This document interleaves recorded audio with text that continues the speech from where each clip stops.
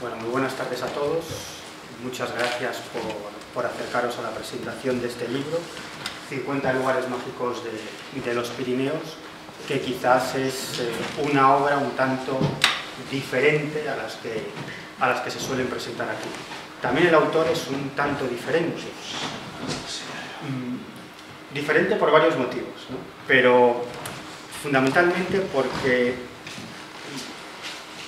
cuando un editor encuentra a un autor que reúne las características adecuadas para hacer un determinado tipo de libro, eso es casi un milagro. Carlos Ollés ha sido guía de montaña, durante una década de diferentes vertientes pirenaicas, es un gran conocedor de los Pirineos y es un gran viajero, y además aúna en su personalidad otra característica esencial para escribir un libro como este, y es que es un gran interesado por todo lo que tenga que ver con los lugares legendarios, con las leyendas, con las tradiciones paganas y también con otra serie de misterios más extraños o incluso fantásticos, diría, ¿no? Y esos dos elementos son los que se conjugan en este libro, ¿no? 50 lugares mágicos de los Pirineos. Además, he tenido la oportunidad de vivir bastante de cerca cómo Carlos empezó a trabajar en este libro y cómo lo fue montando, ¿no? Y realmente, por supuesto, ha estado en todos esos lugares, pero no solamente es que haya estado en esos lugares para sacar la foto, no, sino que se ha documentado todo lo que uno se puede documentar, es decir, desde libros y trabajos que hacían alusión a leyendas hasta otros libros más académicos, porque Carlos aúna esas dos cosas, ¿no? Por un lado, ese interés por los temas más extraños y más misteriosos, pero siempre buscando cuál es la causa real de esa leyenda, cuál es la causa real de ese misterio, de ese enigma, y sobre todo intentando desentrañar ese enigma para llegar a la causa, ¿no? Porque sabéis que toda leyenda tiene una parte de realidad, ¿no? Siempre que ahondamos en las leyendas, siempre nos encontramos que hay una parte real que ha dado lugar a esa leyenda. Pero es que no solo eso, sino que también ha hecho trabajo de campo, un trabajo más antropológico, es decir, preguntar a la gente del lugar sobre esas tradiciones, seguir la pista a diversos misterios, documentarse e incluso él mismo realizar algunos de los rituales que nombra en este libro, ¿no? Por lo tanto, creo que es un libro diferente, magnífico, es también un libro que puede ser utilizado como una guía de viajes, es decir, que cualquiera que se acerque a determinadas zonas de los Pirineos puede llevar este libro, y un libro que le puede servir de guía para visitar lugares diferentes, ¿no? Lugares que no son los habituales, y también visitar aquellos lugares más comunes, pero con otros ojos, ¿no? Porque este libro yo creo que aporta información muy diferente, ¿no? A veces no basta solo con pisar los sitios. Yo digo que hay personas que han viajado por todo el mundo, pero el mundo no ha entrado en ellos. Es decir, efectivamente han estado en los lugares, pero no los han palpado, ¿no? Estar en un lugar no es llegar y sacar una foto, ¿no? Es otra cosa, ¿no? Es conocer qué es lo que estás pisando, ¿no? Y esa es una de las características fundamentales del libro de Carlos. Lugares absolutamente sorprendentes y desconocidos, que van a sorprender mucho y que tienen unas historias tremendamente fantásticas, y otros lugares más conocidos o bastante conocidos que se miran con otros ojos. No voy a decir mucho más, solo que Carlos reúne, además de todo lo que he dicho, otra característica, y que para mí es esencial, es decir, que es un tipo honesto, que no escribe ni una sola línea si no es porque tiene algo interesante que contar. No es alguien que escriba un libro porque quiere escribir un libro, no.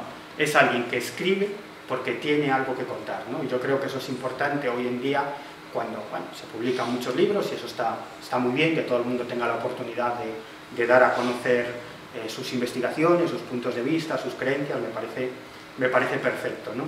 Pero hay que distinguir entre esos libros que son un popurrí de cosas y esos libros bien trabajados como estos, en los que el autor ha empleado muchísimo tiempo y mucho dinero.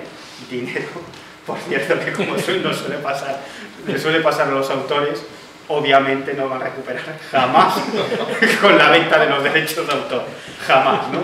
Pero a Carlos le mueve otra cosa, ¿no? Y es contar algo que cree que es importante y que hasta ahora no se ha dado a conocer, ¿no? Y simplemente me callo y os dejo con el verdadero protagonista de este libro, con el autor. Menuda presentación.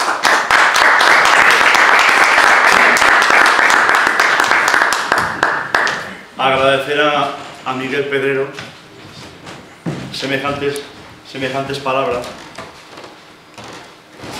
pidiendo de él son todo un halago y por aportar muchísimo. Sois también todos vosotros los que estáis aquí, que nos conocemos algunos ya de un tiempo atrás, un regalo que me acompañéis en este día de mi presentación en Madrid. ¿Vale? Dicho esto, como hay que sacar bastantes cosas y tenemos poco tiempo, vamos a meternos en harina, que no es poco. Al revés. Bien, aquí. Pues vamos a San Adrián de Sasabe. Hace un ratito en la entrevista lo he nombrado. A simple vista no pasaría de ser un templo románico normal y corriente. Nadie nos podría decir que esto, aquí hay algo más. ¿Vale? Este templo está situado en la Jacetania, en la población de Borao, río arriba del barranco del Ubierre, que es este de aquí. Como ya digo, cuando llegas allí, no pasa de ser un mero templo románico construido sobre el siglo XII. Como curiosidad puedo deciros que alrededor de este templo había todo un cenobio, un gran monasterio, que a día de hoy no queda ni una sola piedra, y eso es posible a que el hombre ha contribuido a que desapareciera, ya que la gente de la población de Borao se llevaba la piedra manufacturada para hacer sus casas, una vez que se abandonó. Pero bueno, vamos a adentrarnos un poquito. ¿Qué pasa aquí en este templo? Este templo es una máquina perfecta para medir las cosechas. Este templo, en un momento determinado del año, tiene unos agujeros, emana agua y se convierte todas las paredes en musgo, como si las hubieran forrado de terciopelo. Da una visión preciosa de este templo. Es algo que surge en primavera. ¿Por qué digo de que medir las cosechas? Solamente he sacado fotografías del altar, pero aquí podéis ver que el musgo llega hasta la zona de arriba del todo. Dependiendo de la altura que suba el musgo, pedirán el diezmo o la cosecha, o la parte proporcional de las cosechas de las gentes quienes trabajaban las tierras a los monjes. ¿Vale?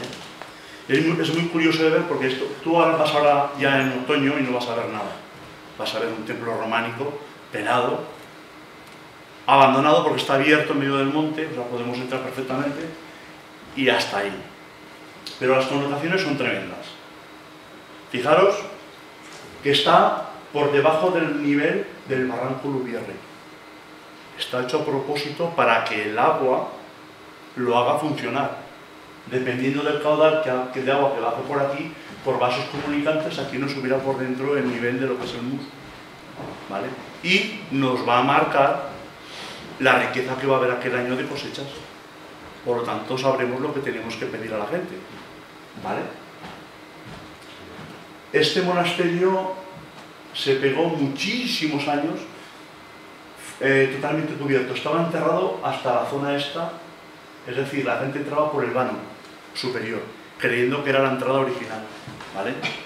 Tenemos que ver que como está al lado de un barranco, pues en alguna tormenta muy fuerte del Pirineo, y ellos son muy virulentas, pues embarrancó prácticamente todo esto, y la noche de los tiempos hizo que se perdiera toda memoria de cómo fue este templo. A mediados del siglo pasado, lo que se llamaba el Icona empezó a desenterrarlo, y mira por dónde empezaron a desenterrar hacia abajo, y descubrieron 4 metros más hacia abajo, a partir del vano. ¿Vale? y descubrieron el auténtico templo románico que era, ¿vale? A partir de aquí ya se empezaron a hacer estudios y se empezaron a descubrir cosas. En Aragón tenemos varias asociaciones vinculadas al arte románico y al arte en general aragonés que estudian de forma altruista todos los templos que tenemos por el Pirineo, que hoy hay muchísimos.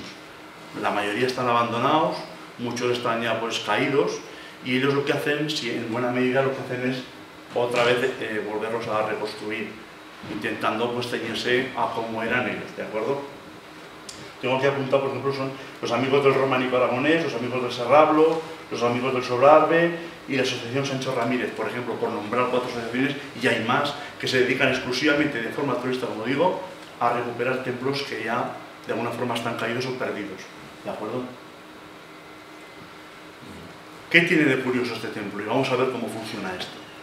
Este templo, yo me atrevería a decir que es único, y lo digo, en el mundo. ¿Por qué? Este dibujo lo he hecho en el cuadro de campo que llevo, está en perfecto equilibrio encima de maderos. El arte románico, uno de los principios del arte románico es situar el templo en un sitio seguro, roca o sitio fuerte seguro, para que el templo no caiga, era uno de sus principios. Este lo transgrede totalmente. Este está apuntalado, está soportado los muros encima de hileras de madera, de tal manera que el agua la chupa la madera y la sube por las paredes de arriba para hacer el efecto que hemos señalado antes, marcar en las paredes del templo la cantidad de agua que está bajando por el barranco, y por lo consiguiente, como he dicho antes también, nos va a marcar lo que le vamos a pedir a la gente como diezmo, ¿de acuerdo? Además, es puesta que esta fotografía tiene todo un sistema de drenaje para que toda el agua que desliza por las paredes del templo poco a poco lo vaya sacando a su exterior. Es más, y como cosa curiosa, está hecho para que el agua circule por dentro del templo, porque en esta puerta lateral hay una surgencia de agua que nos mete el agua dentro del templo, es decir, está hecho a propósito para que el agua fluya por dentro del templo, ¿vale? La está aliviando la que hay dentro, pero quieren que la que hay a su alrededor entre dentro. Ahí ya no sé yo si el sonido del agua de alguna forma pues relajaría a la gente en sus oraciones, no lo sé, me puedo hacer mil cabalas, ¿vale? Pero está hecho a propósito para que el agua fluya por dentro del templo. Repito, fuera de temporada esto no funciona, esta máquina está parada. Está pensada para que funcione exclusivamente en la primavera y concretamente a finales del mes de mayo. Yo os animo a que vayáis a verlo porque merece la pena verlo cómo funciona esto, ¿vale? Es una cosa muy curiosa. ¿Voy muy deprisa? ¿Seguro? ¿Sabéis dónde está esto? Nos vamos a otro sitio. ¿Sabéis dónde está esto? No. Fran. Nuria. Sí, señor. Bueno. Tremendo. Vale, tremendo. Yo aquí os voy a aconsejar, ya lo pongo aquí, tiene 2 estaciones, la de Queralbs, que es la intermedia de Ribes de Freser, que vayáis a coger el tren de Cremallera a Ribes de Freser, porque así de paso veremos otra cosa. Veremos los Golluts, donde está el asentamiento de los Golluts que estaban en esa población, en la base del castillo de Ribes de Freser, y así matamos los pájaros de un tiro, ¿vale? Obviamente la subida en tren es precioso, los paisajes que nos muestra todo esto es significativo, pero claro, cuando llegamos arriba de todo, pues ya nos podemos quedar sin nada. Es la belleza del Pirineo en sí, ¿de acuerdo? El monasterio nuevo y la pequeña ermita, o la primitiva ermita de San Gil. ¿Por qué venimos aquí? Bueno, pues aquí nos dicen que sobre el siglo... Dios mío, tengo que mirar los apuntes. Sobre el 700 nos viene San Gil a esta zona. Nos viene San Gil a peregrinar, de alguna forma a convertir al cristianismo pues, a las gentes del lugar. ¿Cómo lo hacía? Tocando el estómago. Es la forma más sencilla de conseguir adeptos. Les hacía la comida a los pastores, se acercaban a comer y mientras los pastores comían, él iba evangelizando. Era una buena forma de conseguir cristianos. Era una forma muy fácil. ¿Qué pasa? A los 4 años nos dice la leyenda que San Gil se nos va de aquí porque los arrianos estaban entrando por la zona pirenaica y deciden marcharse porque ven su vida peligrar.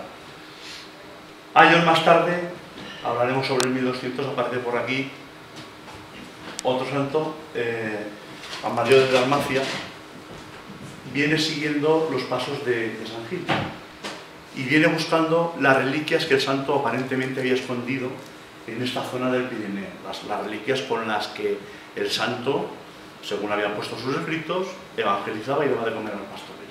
¿Y qué hace Amadeo? Amadeo hace lo mismo, se junta con los pastores, les sigue dando comida y sigue evangelizando así, hasta que un día uno de los bueyes que había por allí da una patada a una especie de muro y descubre el tesoro.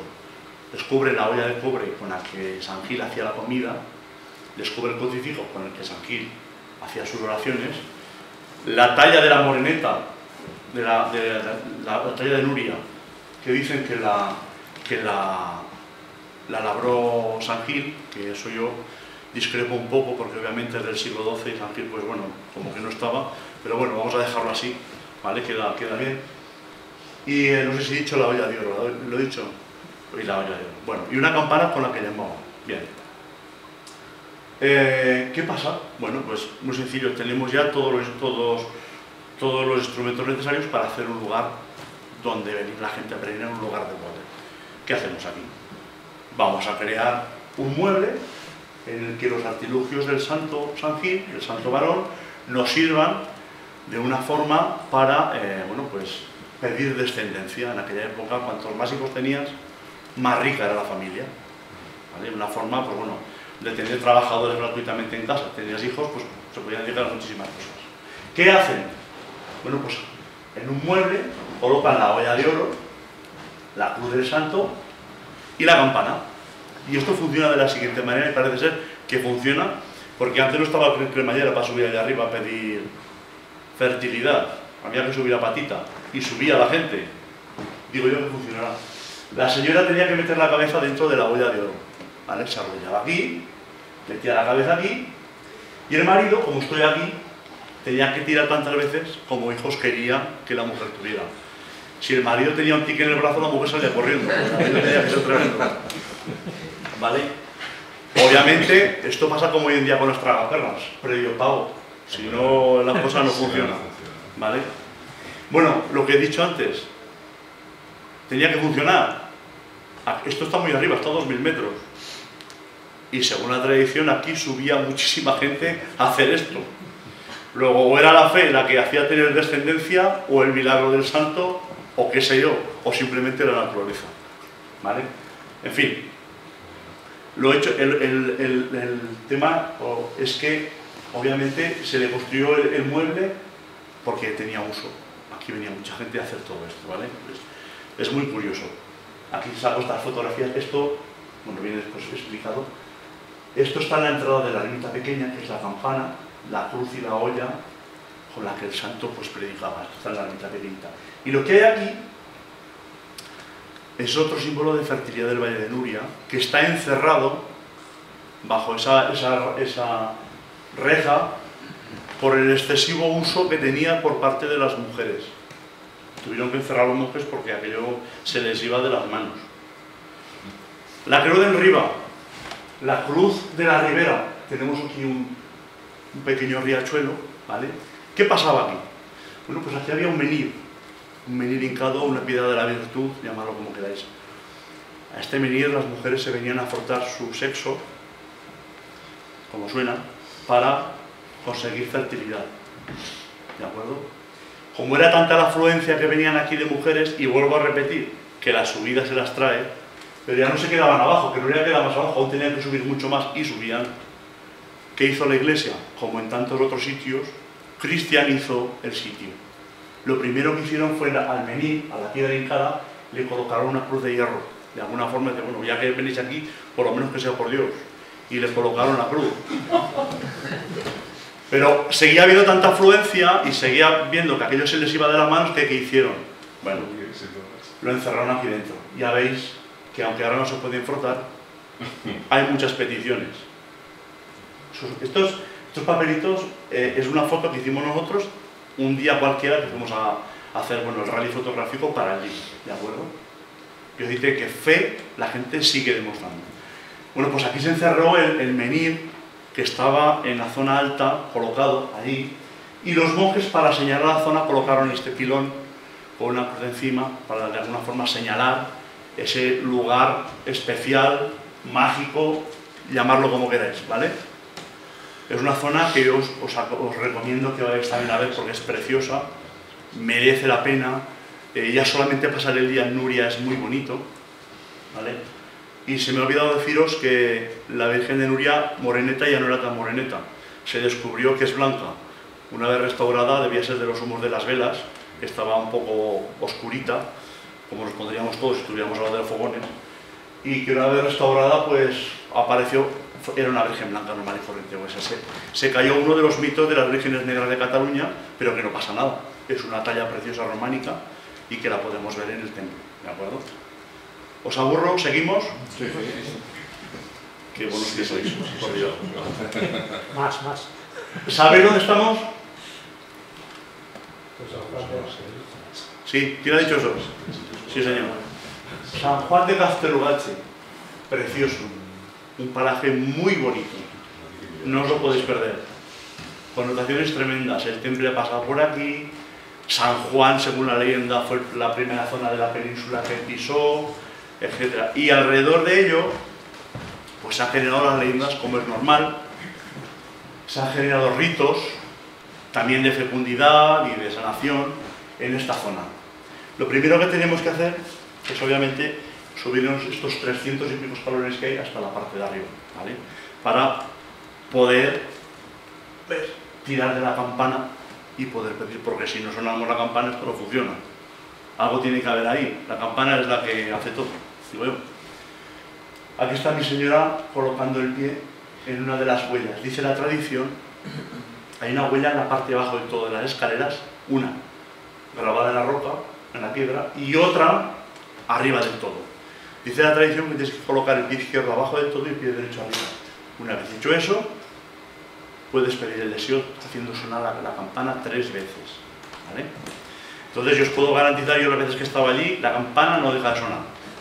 Primero yo porque también he tocado, y os lo digo, yo también he hecho sonar la campana. Pero la gente, todo el mundo que sube, clink, clink, clink, clink, la campana suena, ¿de acuerdo?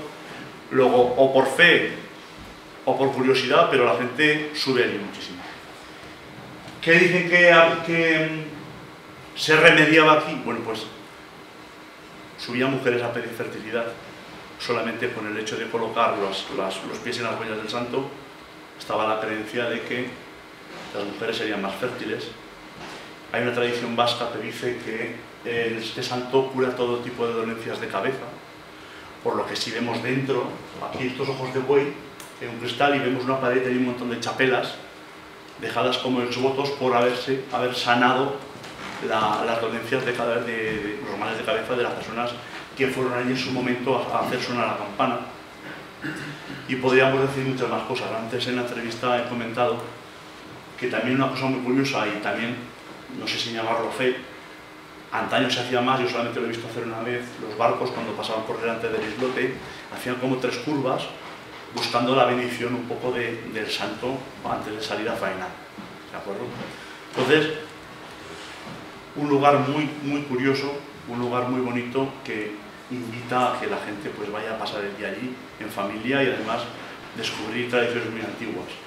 Esta zona tiene una parte negra y nos vamos a remontar al tiempo de la Inquisición, y es que en la zona, a ver si puedo ir para atrás, en las zonas bajas colocaron una especie de como rejas cogidas a la pared y ahí se celebraba lo que se llamaba el juicio de Dios.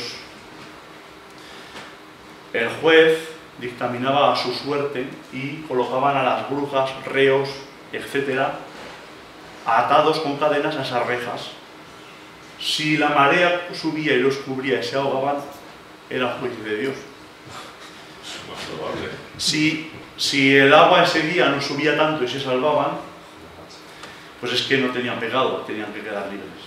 Y eso, yo no he visto ninguna de las rejas, a día de hoy no hay nada, pero sí está recogido en libros que se hacían este tipo de juicios en esta zona, ¿vale? Sobre todo dice que se emplearon mucho con el tema de las brujas.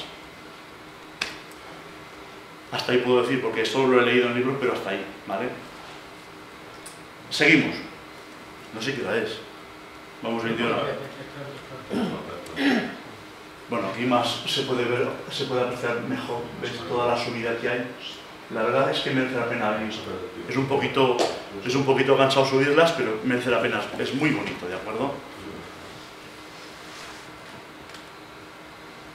¿Dónde vamos ahora?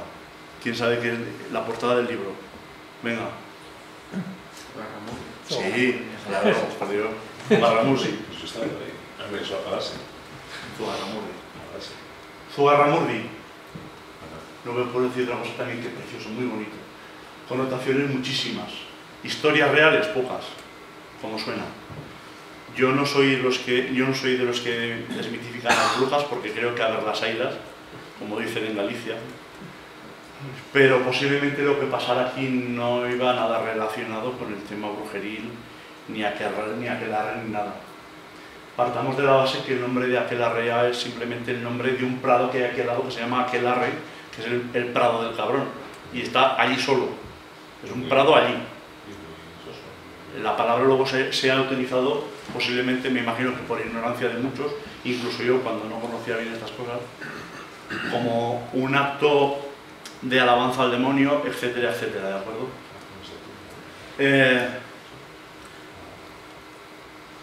Esta la parte de arriba, esta cueva es la cueva superior donde en las celebraciones, según los escritos, sacaban de aquí en representación del demonio un carnero, ¿vale? Esta es la zona del macho, de la puerta del macho cabrío, y desde aquí arriba venían por aquí y salían a la cueva de abajo, que es la que hemos visto antes.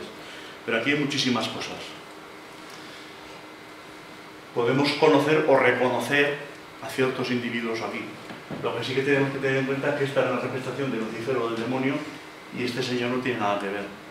Este es el dios Ternunos, celta, dios de la naturaleza, de la primavera. Era algo muy positivo, ¿de acuerdo? Es muy fácil en la incultura de los que lo sabían todo en aquellos tiempos, pues de alguna forma confundir, transgiversar, no sé qué palabra emplear, y pasar de una figura benigna a algo todo lo contrario. Porque ahora vosotros imaginaros una cuestión. Día del solsticio, el 25 de junio. Grandes hogueras, grandes bailes. Un macho cabrío como representación, como algo, como magnificándolo. ¿Qué podríamos pensar? Que están haciendo una misa negra o similar, cuando posiblemente lo que estaban celebrando era simplemente la venida del verano. Con ello no quiero romper ahora ningún tipo de molde. Yo lo creo, y lo creo firmemente, de que lo que allí se celebraba no eran los aquelarres, misas negras, etc. Lo que allí se celebraba era simplemente una fiesta del verano, una fiesta a los frutos del verano, a la buena época, todo esto, ¿de acuerdo? Entonces, con esto quiero que veáis esa otra parte de Zugarramurdi. En Zugarramurdi había aferrado unas creencias que venían mucho más atrás de lo que era el tema brujeril. Yo me iría inclusive, no sé, ritos celtas seguro, ya que este es uno de los hipógeos. Se ve claramente en la cueva, hay dos hipógeos que se ven claramente, tránsitos de iniciación, en las que te está diciendo claramente que aquella zona se empleaba para cierto tipo de rituales nada brujeriles. Rituales, pues celtas, ¿vale? Sin ir más allá. Repito, posiblemente la incultura de quien en aquellos tiempos sabía todo, hizo transgiversar una fiesta pagana, sí, pero sin ningún tipo de peligro ni ningún tipo de cosa mala, ¿de acuerdo? Repito, no quiero tirar por tierra toda la magia de Zugarramurdi con el tema de las brujas, pero yo me decanto por esta versión, ¿vale? No deja de ser mágica, no deja de ser... Más mágico, ¿no? Sí, yo creo que sí, ¿verdad? ¿Verdad? Para mí sí, para mí es la que vale, ¿de acuerdo? Ahí estoy yo que casi no entro. ¿Ves? Este es muy curioso, este hipogeo es muy curioso porque para salir de aquí te tienes que encajar perfectamente como si estuvieras en un parto. Si no encajas la cabeza, porque aquí se estrecha, ¿ves? Se estrecha ahí. Entonces, si no encajas la cabeza en su sitio, no puedes salir, o vas agachado del todo, pues no hay forma de salir de ahí.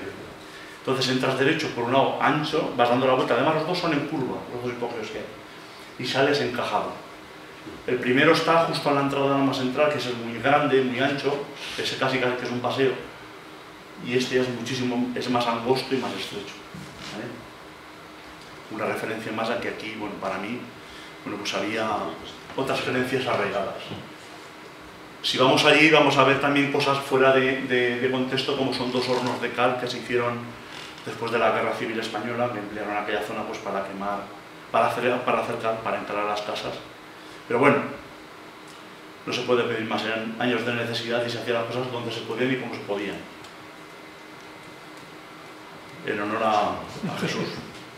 ¿Dónde estamos? Pista, estamos en el país vecino, Francia. Arles de Tec. ¿Vale? Esta es una de las... este es un convento carolingio, creo que es de los primeros que hubo en el país catalano-francés. ¿Vale? Obviamente, si lo ves por fuera, parece un palacio normal y corriente, no va mucho más allá, no nos dice nada, ¿no? Pero hay que entrar adentro, hay que ver su claustro. La verdad que es muy bonito, pero vamos a centrarnos en esta tumba. A simple vista, si nadie nos cuenta nada, es una tumba de alabastro, sin grandes pretensiones, con pocos labrados. La verdad que no tiene una belleza inusitada, pero aquí ha pasado algo muy curioso. ¿Veis aquí? Este agujero lo han hecho los curas o los curas que han pasado por esta abadía, y por aquí sacamos agua todos los días. Voy a volver atrás para que se aprecie un poco mejor.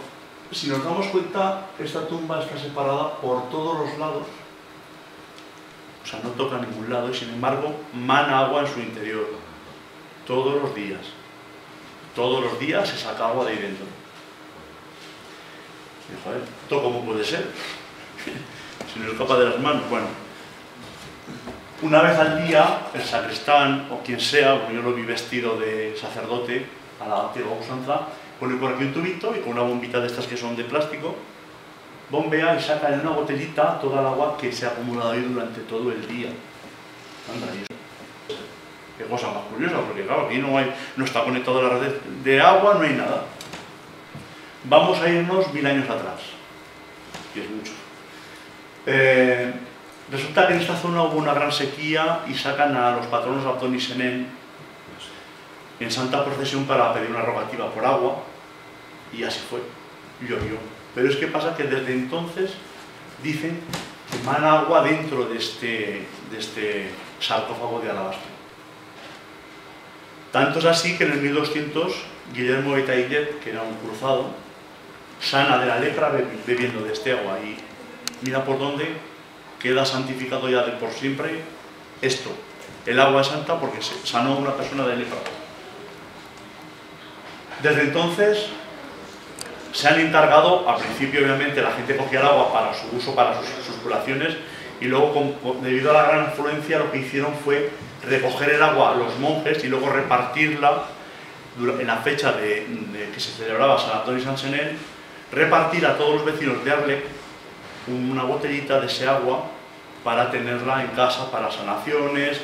Pues lo clásico, hablabas con gente de Arles y te decía, pues me pica una cosita, me echo agua de esta y me quita el picor o me lo cura. Me duele la cabeza, me pongo unas gotitas en el agua, me la bebo y se me va el dolor de cabeza. Digamos, será fe, funcionará, yo no lo he probado, pero la gente de la zona tiene mucha fe en este agua, y de hecho, vuelvo a repetir, todos los años en la festividad de San Antón y San Senén se reparte este agua, el agua que se ha recogido durante todo el año, solamente entre los vecinos de Arles. ¿Vale? ¿Qué pasa aquí? Bueno, pues aquí se presentan dos equipos multidisciplinares de científicos los cuales, pues, bueno, el primero de ellos no descubre nada, no sabe por qué pasa esto dentro de la tumba, no sabe por qué emana agua dentro de la tumba. Luego se viene por donde han venido sin ningún tipo de respuesta. Y el segundo ya mucho más preparado, ya creo que fue sobre 1970 y algo, se acerca aquí y ya, bueno, pues de alguna forma alega, vamos a decirlo así, que el alabastro es poroso y recoge el 70% del agua de lluvia y el resto del agua de rocío y lo va destilando poco a poco en el interior del sarcófago, que es lo que sacan todos los días después, ¿vale? Es una explicación plausible, puede ser, ¿vale? Pero aquí está la otra parte, la parte en la que la gente del lugar, los creyentes, dicen, aseguran, que en el inicio de las dos grandes guerras mundiales dejó de emanar agua, ¿vale? La controversia está servida. Cuestión de fe, puede ser. El hecho es que la gente de la zona, pues, tiene una fe muy especial a este sarcófago. Yo lo quería incluir en la presentación porque me parecía una cosa muy interesante. Y poco más que deciros ya. Sé que ha sido muy breve, pero he intentado que intensa. Si ahora tenéis alguna pregunta, podemos repasar cualquier cosa que os haya parecido curiosa del libro, y si no, pues hasta aquí.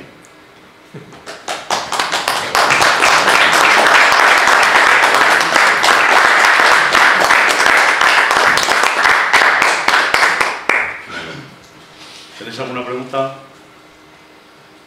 ¿Nunca han abierto el sarcófago? Sí, bastantes veces. Bastantes veces lo han abierto y dentro está vacío. El sarcófago no tiene nada dentro.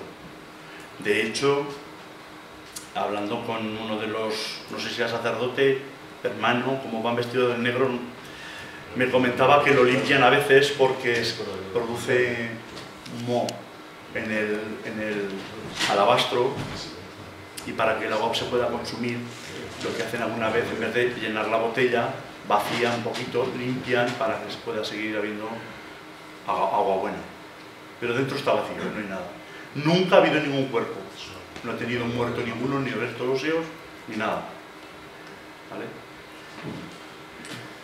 Antes de Ribas de Freser, ¿has encontrado huellas de los Goyuts? Todavía queda por ahí, no un Goyut, pero quedan tumbas o algo de los Goyuts. No, concretamente Ribes de Freser no, ahora no me acuerdo de la población que hay al lado, pero hay una población cercana en la montaña en la que todavía hay Goyuts. ¿Todavía quedan? Sí, sí. Yo no lo vi, sí me acerqué a la zona, no lo vi, pero dijeron que quedan dos en concreto en la zona de Ribes de Freser, ¿vale? Dos, que me imagino que será por cuestión ya simplemente pues hereditaria, porque obviamente hoy en día la alimentación que podamos tener es bastante más alta que en aquellos tiempos. Claro, era por cuestión de falta de no poder comer pescados.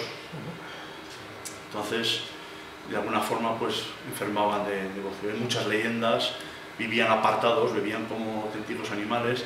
Tienes libros muy interesantes en esa zona, bueno, la mayoría en catalán todos, pero bueno, en los que te describe inclusive que vivían con los animales, es decir, los tenían tan metidos en el gueto que las casas que tenían que compartir su existencia con la del propio animal, ¿vale? Entonces, pues bueno, pues eso ya aún facilitaba más a que la insalubridad del entorno, pues la enfermedad o enfermedades se cebaran más con ellos, ¿vale? Siempre estuvieron apartados en esa zona, justo debajo de... Es que me parece, no sé cómo llegar aquí al archivo. ¿Y qué eran enfermos de bocio? Goyuts. Goyuts es una palabra catalana que significa cuello, goll, gola es garganta y coll es cuello, gargantones aproximadamente, ¿vale? Yo lo explicaría como una palabra un poquito despectiva, sí.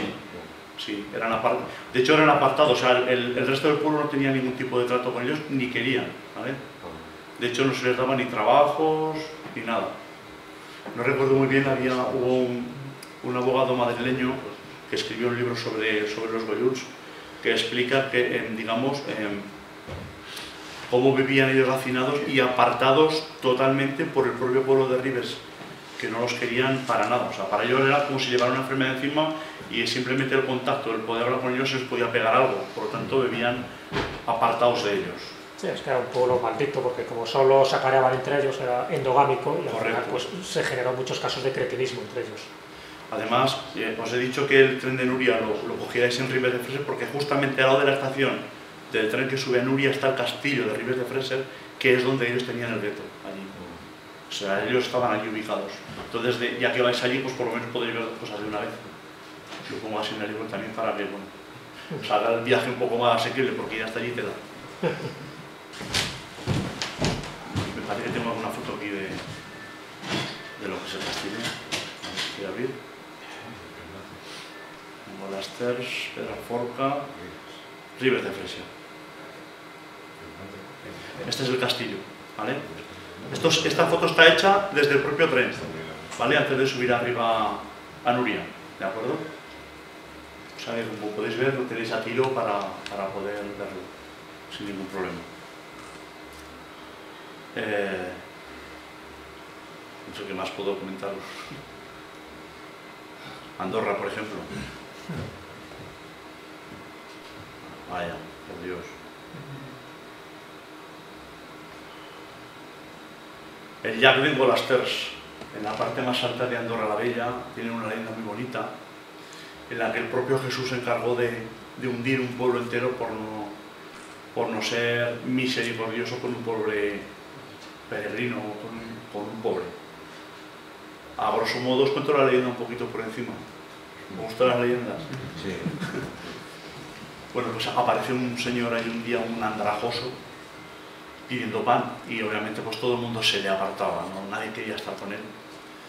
Total, hasta uno de los señores que encendía las farolas de Engolasters, lo que hace, dice, vete al horno de pan, ahora que están cerrando, e igual te dan algún trozo de pan que se les haya caído o que no quieran.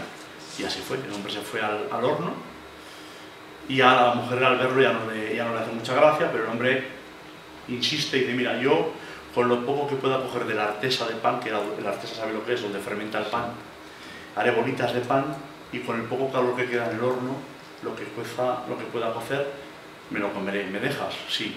Empieza a limpiar la artesa, madre de Dios, saca un pan como Dios manda.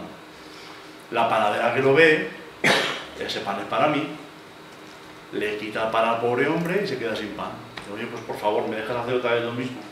Déjame limpiar otra vez la artesa bien y a ver si puedo hacerme un trocito de pan y tal. Ven, total que vuelve a limpiar la artesa por todos los rinconcitos, sacando la masa que se había quedado por allí y hace otro trozo de pan como Dios manda. Un pedazo de pan que la mujer lo ve y dice, no, este para mí me vale perras. Total que el hombre ya se va, pues bueno, cansado de hacer panes y no puede comerse ninguno. Aunque en la plaza del pueblo se cruza con una mujer que venía de la posada, que trabajaba allí como sirvienta, y al verlo tan mal, sin pedirle nada, le da un trozo de pan. Dice, toma, come. Le dice, vete de aquí ahora mismo, porque voy a hacer que descargue sobre este pueblo maldito miles de litros de agua. Y la mujer lo debió ver muy crudo, que no fue ni a su casa, directamente se fue a las cumbres y empezó a llover allí, que enterró todo el pueblo, que dicen que está aquí debajo de estas aguas. Dicen los abuelos de Andorra, los mayores, que cuando sopla el viento y mece estos árboles, se oyen los gemidos de la gente que salen desde el fondo del lago, pidiendo perdón a Dios por no haber sido misericordiosos con el propio Dios, que era el pendiente. ¿Os ha gustado la leyenda? ¿Qué fue? Yo le tengo una pregunta. Dime. Cuando has elegido los sitios que describes, ¿cómo ibas eligiendo? ¿Al azar? ¿O te has trazado un plan?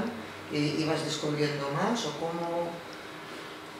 Primero he puesto los que más me gustaban, pero siempre intentando que todo el mundo pudiera llegar. No me va a valer para nada poner un lugar mágico, que los hay en el corazón del Pirineo, donde tienes que meterte 3 horas andando, ¿vale? Mucha gente no va a ella, va a desistir.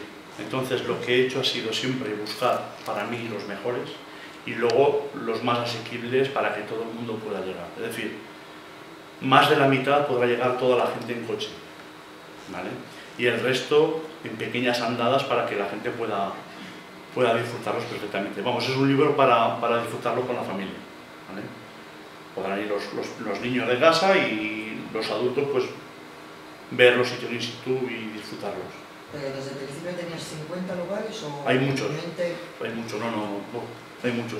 He tenido que desechar. Estamos hablando de los Pirineos de 300 kilómetros de largo por unos 100 de ancho, que ha sido, la anchura la he decidido yo, ¿vale? Entonces, hay muchos sitios. He tenido que desechar. Entonces, al desechar, lo que he hecho ha sido coger sitios que fueran accesibles a toda la gente. Yo, como comprenderás, si monto un libro, lo monto para que todo el mundo lo disfrute. No voy a montar un libro para según qué clases de gente que le guste montaña, solamente. A mí me gusta que todo el mundo vaya a verlo y lo disfrute, ¿vale? Entonces, ya te digo, más de la mitad de los lugares llegas con tu coche hasta el sitio. Y el resto, como mucho vas a tener que andar, si quieres te va a poner una hora.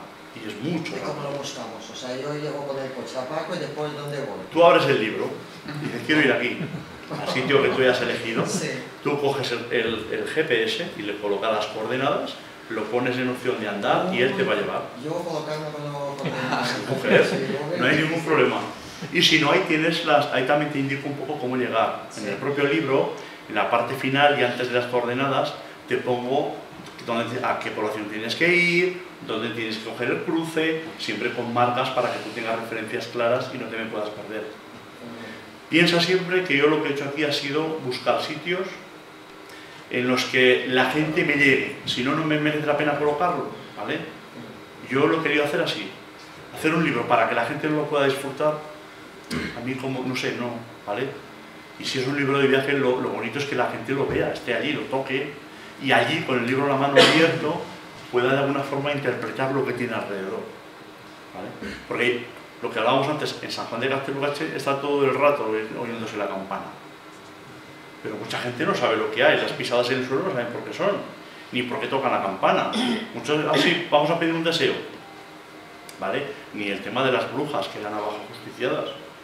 Es una forma de que la gente pues vaya allí y sepa un poco lo que hay en el entorno. Carlos, de los 50 lugares, pregunta complicada, ¿cuál es tu favorito? Eso por un lado. Y por otro, ¿cuál es el que más te fastidió tener que desechar por no poder ponerlo en el libro, ya sea por cuestiones de espacio o por cuestiones de a lo mejor inaccesibilidad del sitio? Los que he tenido que desechar, y digo los porque son unos cuantos, son varias ermitas de San Urbez. Y te explico, el santo San Urbez es un santo que no existió nunca. Es un vocablo vasco que significa el buen paso o el buen puerto. Era una forma de marcar por dónde tenían que pasar las gentes, ¿vale? Los que hicieran el Camino de Santiago, etcétera, etcétera, ¿no? Muchos tienen una iconografía muy interesante, unas cosas muy bonitas, pero que los he tenido que desechar porque obviamente están en el buen paso o en el buen puerto, es decir, arriba del todo, ¿vale? Las zonas que te hacen meter 3 horas andando como mínimo y escarpado, ¿de acuerdo? Y el lugar más interesante para mí, disculpadme que coja de mi tierra, ¿vale? Me iría a San Adrián de Sasabe. San Adrián de Sasabe es un sitio mágico, es un sitio impresionante. Yo es el que os aconsejaría que fuerais, pero siempre ceñiros al libro, en la época concreta, porque si no, no lo vais a vivenciar. No vais a ver un templo románico, sí, muy bonito, los mardojaqués del siglo XII, pues lo típico con el ajedrezado jaqués, que es típico de la zona, pero hasta ahí. Tengo que deciros una cosa, y es que los últimos estudios que han hecho estas asociaciones amigas de la restauración bueno, que se dedican a recuperar templos, han hecho un descubrimiento muy curioso en la ermita de Santa María de Iguacel, que está muy cerquita de Borao, de San Adrián de Sasabe. Yo diría que son hermanas gemelas, y es que se han dado cuenta de que por muchos de los templos románicos hay conducciones de agua por debajo de ellos, y no todas pasan por el mismo sitio. Han hecho un estudio en el que dicen que posiblemente, según el agua, de qué lado a qué lado fluyera, el templo en sí, vamos a decir, resonaría de una forma concreta, ¿vale? Pero eso está en estudio, ¿eh? Eso no se puede asegurar. Y eso se ha descubierto en este templo que digo yo, de Santa María de Iguacel, que está muy cerquita de este otro de San Adrián de Sasabe, que está en la zona que se llama de la Garcipollera, ¿vale? Muy cerca de Jaca también, ¿vale? Merece la pena verlo, y en verano está abierto, ese sí conserva las pinturas originales, ¿vale? Que es muy bonito, y aún le falta por excavar algún trozo del templo. Ay, se me ha olvidado una cosa deciros, ahora que lo recuerdo, del templo románico, disculpadme. Bueno, el templo románico de San Adrián de Sasabe tiene dentro, ¿cómo os diría?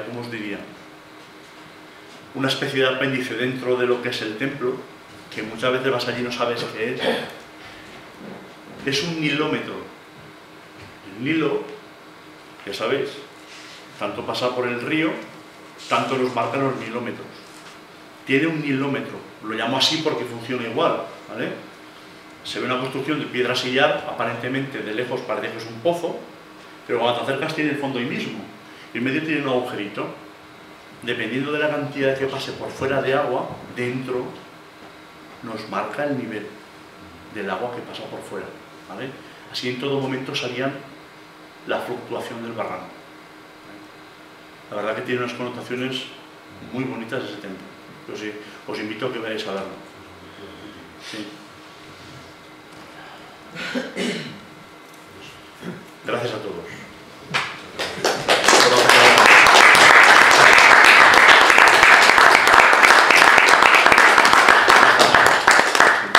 Y bueno, tenemos aún un ratillo para el que quiera. Aquí aprovecho para que el autor le firme el libro. Ah, claro.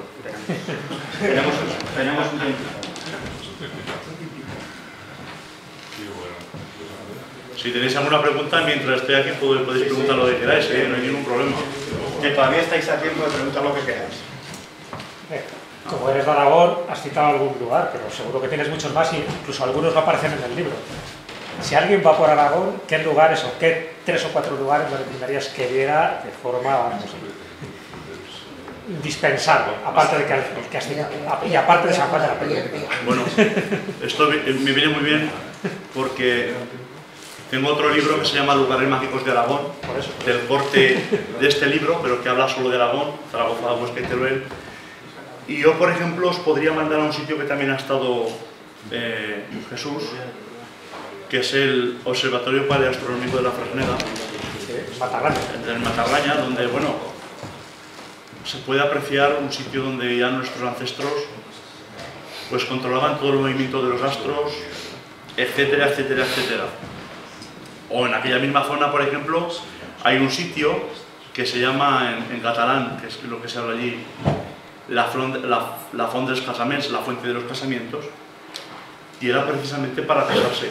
Una fuente que si bebías de allí, te casabas. El que no bebía no se casaba. Y obviamente ahí iba todo el mundo a beber. Pero es que además, al lado de esa fuente, son 2 rocas muy grandes, servía para deshacer matrimonios de conveniencia.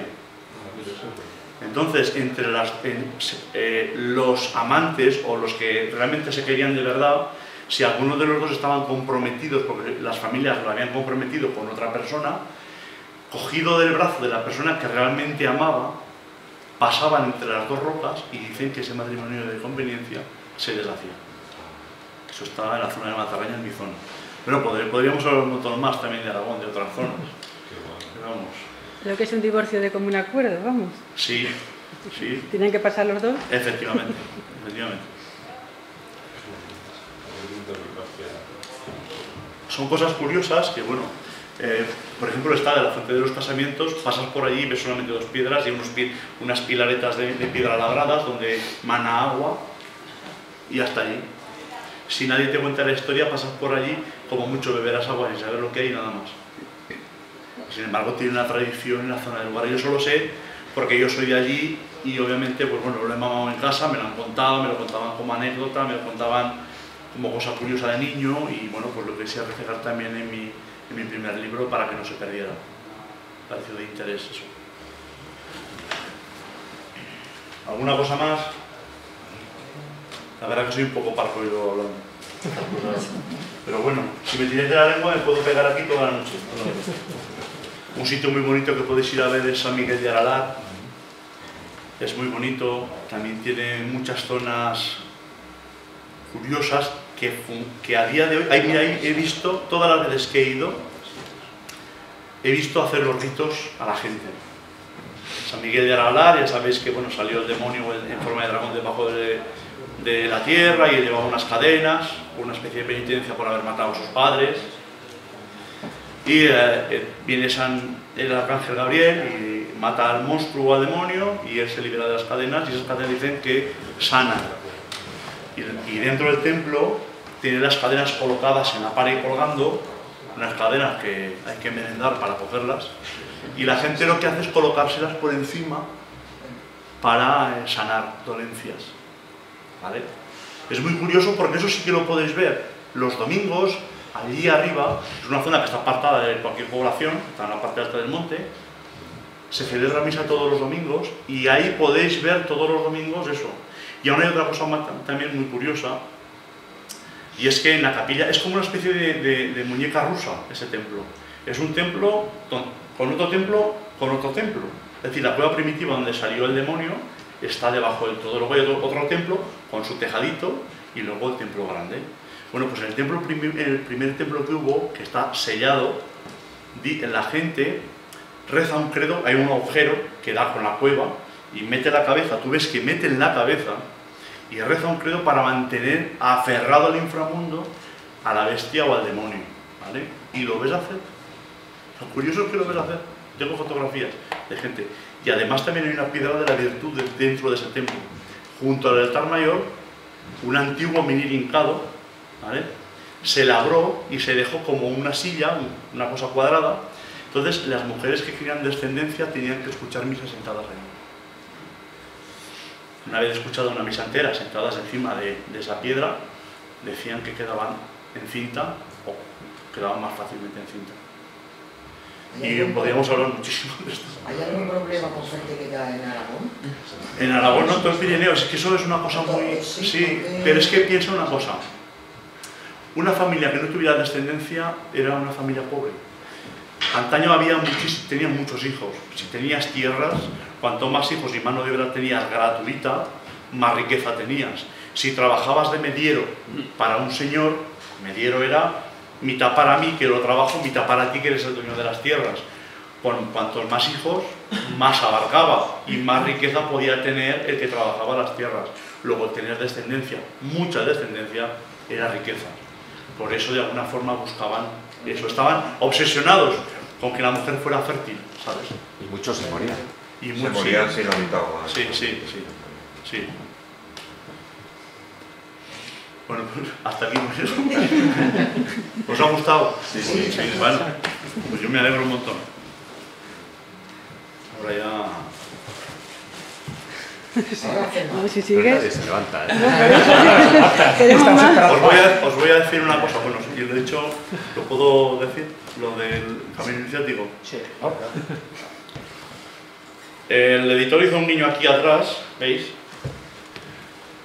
Quise montar en el libro un juego de la oca, un camino iniciático, para todo aquel que quiera entender. ¿Vale? Creo que merece la pena recorrerlo. No es la primera casilla, la primera del libro, ni la última. Tendréis que descubrirlo vosotros. Mucha gente me ha preguntado, ¿por qué hay tantos puentes del diablo? Porque hay unos cuantos. Por algo será. Igual es que hay al lado del puente del diablo o cerca, hay algo que ver. ¿Vale? Yo os invito a que hagáis el camino, a que leáis el libro y que lo hagáis. Si queréis descubrir, vamos a decir, ese otro Pirineo. ¿Vale? Y como he apuntado, bueno, eso lo dejo para la escóbula de la brújula. Las pistas, escuchar el programa y yo creo que son pistas muy interesantes. ¿Vale? Ahí lo dejamos. Gracias. Ahora sí.